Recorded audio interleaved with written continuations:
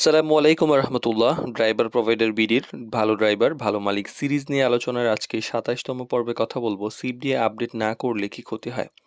তো অনেকে আছেন, অনেক ড্রাইভার ভাই আছেন যারা সেই অনেক আগে একটা সিভি তৈরি করেছেন, সেটাই বছরের পর বছর ব্যবহার করছেন আর পরিবর্তন করছেন না।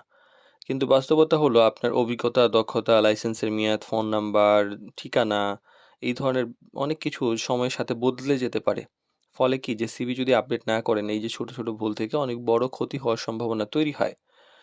তো কি, কি সমস্যা হয় আমরা একটু বোঝার চেষ্টা করি। প্রথম কথা হলো যে তথ্য নিয়ে একটা বিভ্রান্ত হয়। মানে পুরানো তথ্য থাকে। যেমন মোবাইল নাম্বার পরিবর্তন হয়েছে, আপনি যে রেফারেন্স নাম্বার দিয়েছেন সেটা পরিবর্তন হয়েছে, আপনার ঠিকানা বদলে গিয়েছে, লাইসেন্স নবায়ন হয়েছে, সিভিতে কিন্তু এখনো পুরান তথ্যই আছে। ফলে কি হয়, যোগাযোগ করা যায় না, যাচাই করতে সমস্যা হয়, কোনো সমস্যা হলে আপনাকে খুঁজে পাওয়া যায় না, আবেদনের গুরুত্ব হয় না। আবার নতুন অভিজ্ঞতা যদি যুক্ত না হয়, আপনি কিন্তু পিছিয়ে পড়েন। অনেক সময় হয় কি যে আপনি ২-৩ বছর ধরে অভিজ্ঞতা অর্জন করেছেন, কিন্তু আপনি লিখেননি। আবার অনেক সময় দেখা যায় আপনি নতুন গাড়ি চালিয়েছেন, কর্পোরেট সার্ভিস দিয়েছেন, সিভিতে নাই।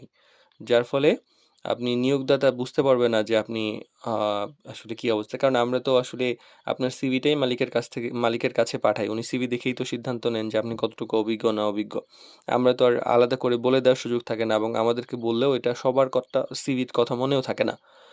তো আপনার নিজের শক্তিকে কিন্তু আপনি নিজেই লুকায় রাখছেন। আবার লাইসেন্সের মেয়াদের সমস্যা হয়। অনেক সময় দেখা যায় যে লাইসেন্সের মেয়াদ সিভিতে উল্লেখ করা আছে একরকম, কিন্তু আপনার মেয়াদের ডেট শেষ হয়ে গেছে, নবায়নের তথ্য থাকে না। মানে এই ধরনের তথ্য থাকলে একটা সন্দেহ তৈরি হয় যে সিভিতে একরকম, আবার লাইসেন্সের ছবিতে আরেক রকম। আবার পেশাদারিত্ব নিয়েও প্রশ্ন হয়। হয় কি যে আপনি একটা কাজ করতে যাচ্ছেন, সেটাতে যদি আপনার গুরুত্ব না থাকে বা আপনার প্রস্তুতি কম থাকে এবং এই পেশাদার মানসিকতা কম থাকে, তাহলে তো সেটা হইল না। মানে এটা মানুষ বুঝবে না যে আপনি কতটা গুরুত্ব দিচ্ছেন। আবার অনেক সময় ভালো সুযোগও হাতছাড়া হয়ে যায়। অনেক সময় দেখা যায় জরুরি ভিত্তিতে ড্রাইভার দরকার হয়। আমরা দেখা যায় যে আপনার সিভি দেখলাম পুরানো এবং অসম্পূর্ণ সিভি। তখন আপনাকে শর্ট লিস্ট করা নাও হতে পারে। তারপর দেখা যায় যে অন্য কাউকে মানে বেশি প্রায়োরিটি দেওয়া হবে যদিও আপনি যোগ্য।